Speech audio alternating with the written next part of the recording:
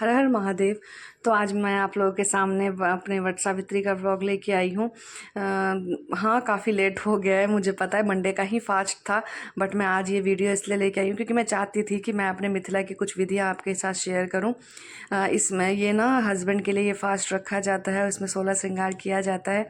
जैसे करवा चौथ का फास्ट करते हैं ना, वैसे ही हमारी मिथिला में जो है ना हस्बैंड के लिए ये फास्ट मेन होता है।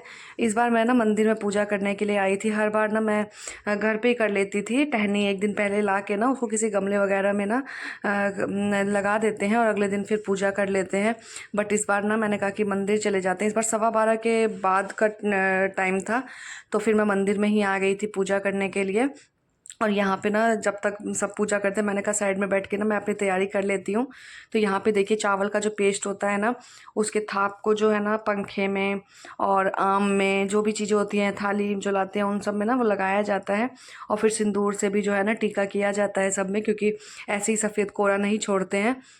ये ना हमारे में ना शुभ चीज़ मानी जाती है। हर शुभ चीज़ों में ना हमारे में ना चावल के पेस्ट का जो है ना यूज़ किया जाता है। तो यहाँ पे जो है अब इसके बाद ना मैं वेट सोच रही थी कि अगर इन लोगों की पूजा हो जाती तो मैं वहाँ बैठ के, क्योंकि ना बहुत ही कंजस्टेड सी ना जगह थी यहाँ पे। मतलब इस साइड जो बैठ पा रहे हैं तो बैठ पा रहे हैं, पेड़ के उस साइड तो ना दीवार से बिल्कुल टच सा था, तो फिर घूमने में भी दिक्कत वाला सीन था। तो इस साइड जो बैठ गए सो बैठ गए, वरना वो उस साइड तो बैठ ही नहीं सकते थे। तो मैंने कहा कि चलो इस छोटा वाला जो साइड में है ना इसी से कर लेती हूँ, घूमने में भी बनेगा थोड़ा सा। तो इस करके, लेकिन जगह बहुत ज़्यादा कंजेस्टेड थे।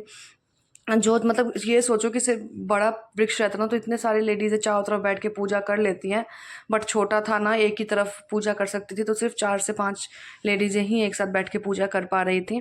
तो फिर यहाँ पे मैं बैठ के वेट तो कर रही थी, बट मुझे लगा कि क्या अब इतना वेट कर नहीं हो पाएगा, कितनी देर वेट करें। यहाँ पे देखिए 2 लेडीज़ें और बैठी हैं और मेरी पूजा वगैरह सब खत्म हो गई थी, तब तक ये वेट कर रही थी। क्योंकि अब जगह ही नहीं थी ना उसके बाद, अब वो करके हटें तो फिर ये बैठे वाला सीन। मैं तो वहीं पे साइड में बैठ के मैंने कहा नहीं भाई पूजा कर लेती हूँ, बहुत ज़्यादा लेट हो गई थी, ऊपर से गर्मी इतनी ज़्यादा थी, धूप इतनी ज़्यादा थी कि पूछो मत। फिर वही जो चावल का पेस्ट है ना वो 5 थाप जो है ना उसी वट वृक्ष में भी लगाया जाता है और फिर सिंदूर लगाया जाता है। तो मैंने वो सब अपना यहाँ पे वही सब मैं पूजा करने के लिए यहाँ पे बैठ गई थी।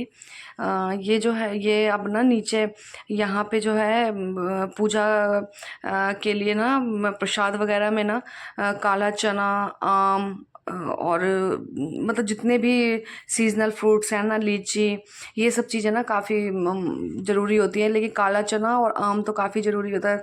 काला चना काफ़ी मेन होता है। हमारे में उस दिन काला चना खाते नहीं हैं, लेकिन कुछ जगह पे मैंने सुना है कि कहते हैं कि कुछ काले चने लेके और उसको ना वहीं पे ही पानी के साथ ना बिना चबाए गटका जाता है। सुना है मैंने ये, बट हमारे में ना उस दिन नहीं खाया जाता है काला चना वगैरह। और यहाँ पे जो है मैं प्रसाद लगा रही हूँ।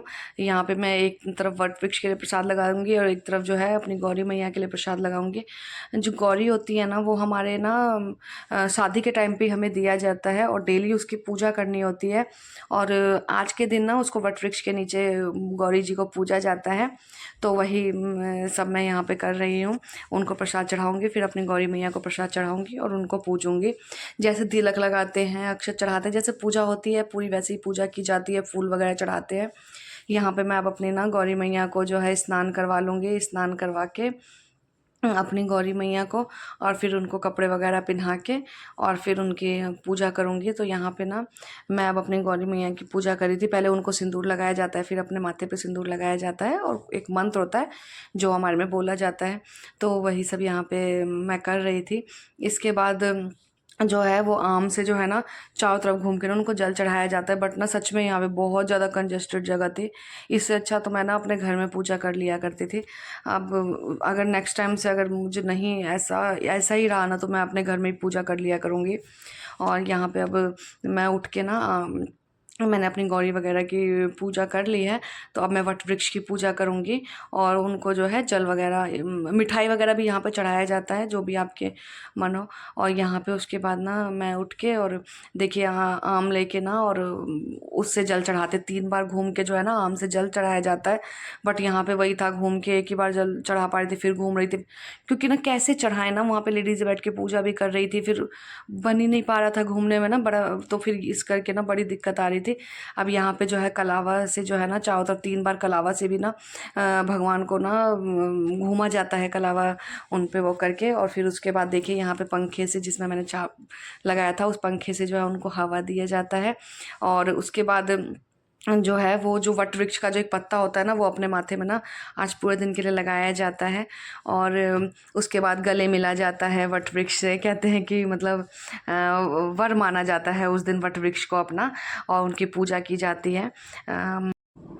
तो मैं भी उनको प्रणाम करने के बाद और उनको गले मिलूँगी। हमारे में ना मिथिला में ना बहुत अच्छे जो है ना सारे ही विधि वगैरह जो है, व्रत वगैरह, पूजा वगैरह, बहुत अच्छा लगता है मुझे सब कुछ। देखिए मैं भी इनके गले मिलूँगी। और एक और ना मैंने आपको बताया नहीं, वट वृक्ष का जो पत्ता होता है ना, वो सर पे रख के जो है ना 3 बार बोला जाता है, आगे फेंका जाता है थोड़ा तोड़ के पीछे, और बोला जाता है बोर लिया और मोर दिया करके। तो यहाँ पे जो है देखिए मैं अपनी सोसाइटी के में आ गई थी फिर, और पूजा मेरा हो गया था। फिर इसके बाद हम लोग घर जाते हैं, घर जाके हस्बैंड की वैसी पूजा करते हैं, उनको पंखा करते हैं और पैर धोते हैं, उनका आशीर्वाद लेते हैं। देखिए मंदिर कितना प्यारा सजा हुआ है आज। और उसके बाद बस घर जाने के बाद पति की पूजा करेंगे डेली। और ना पूरे दिन बिना नमक का खाना खा लेते हैं, लेकिन बिना नमक का खाया जाता है, नमक के साथ नहीं खाया जाता है। और उसके बाद जो है बस मैं घर चली गई थी, भगवान जी का आशीर्वाद लेने के लिए आई थी। होप्स हो कि आपको मेरा व्लॉग अच्छा लगा हो। व्लॉग अच्छा लगा हो तो please like share and subscribe.